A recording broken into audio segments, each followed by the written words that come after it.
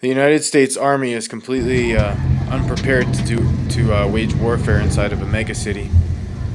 A megacity is basically a urban hellscape that it's defined by having a 10 million plus population. They're more densely populated and socially and politically complex than anything that we're used to fighting in today. It will resemble a futuristic science fiction movie such as Blade Runner, Judge Dredd, or Elysium. The people that are studying this in the military believe that soon these megacities, they already do, but it'll become more apparent that they'll be living on three different levels: high-rise apartments, street level, and subterranean. And each of these levels will be divided in distinct ways of living and socioeconomic patterns. Uh, the problem with fighting in these megacities is going to be that the enemy forces, it's a lot more easier for them to defend it than to attack it. For one, just to get it even inside of the city would be difficult, and then also just the layout of the city is going to give you a lot of cover, concealment, and defensive positions. And then also it negates a lot of the technological advantage that a modern military would have, such as tanks, long-range weapons, drones, and helicopters would be extremely vulnerable. Also, artillery wouldn't be very useful, and logistics would become very problematic. You know, basically you'd be fighting in an urban jungle, and worldwide there's a distinct trend, you know, transitioning towards urbanization in megacities, and especially in the third world. It would just be really hard to control it and complex because the enemies would be mixed in with the civilian population. You know, and you can have overcrowding, pollution, poverty, crime, religious and ethnic strife all mixed in. The necessity of life will be hard to come by: water, electricity, housing, medical care, and food supplies.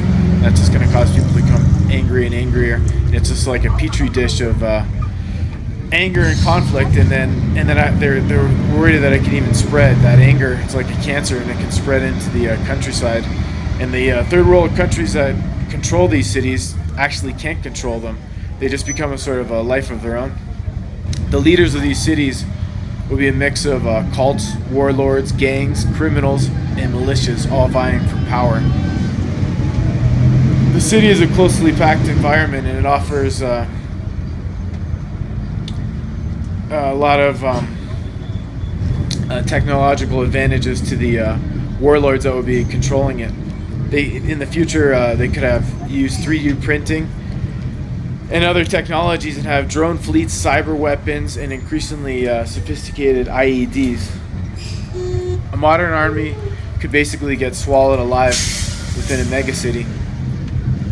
The entire U.S. Army, the way that it is now, wouldn't be able to control just one megacity. The only option would be to, they think, would be to lay siege to it by cutting off the water and food supplies, you know, as Assad is doing now in Syria. As I've said in other videos, I believe we will see a return to the city-state, and the megacity is going to be the dominant political force of the future, and it's very possible a war will be fought in the future in a city such as Lagos, Karachi, or Dhaka. It's a scary situation, scary scenario. I don't know if you have any opinions on this, and these images I'm showing you here is from Mexico City, which I feel is a perfect example of it. But I mean, there's other megacities in Asia and Africa that are even a lot worse than this, and even within Mexico City, there's worse areas than this. This is in the downtown, so it's not quite so bad. Thanks for watching, and please like, subscribe, and comment on this video. I feel like this is a real pertinent subject, especially as the Army, I think, is going to become more and more used in the future for these type of scenarios. It's the war of the future. Thanks.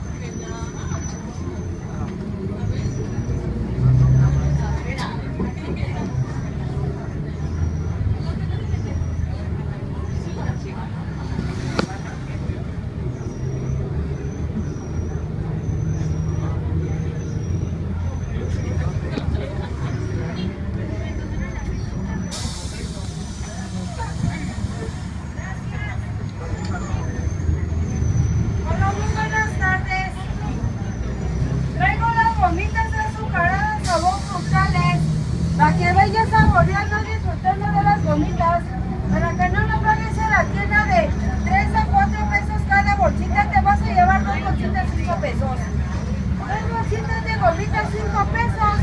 O si tú lo prefieres, traigo los lucas, los squinkles, los alcahuetes. Para que no lo compres también de 5 o 6 pesos, te vas a llevar 2 alcahuetes de lucas 5 pesos. 2 alcahuetes de lucas 5 pesos. 2 gomitas 5 pesos, o si tú lo prefieres, traigo la paleta, la peloneta. Es caramelo macizo, sabor tamarindo. Y le vas a mucho.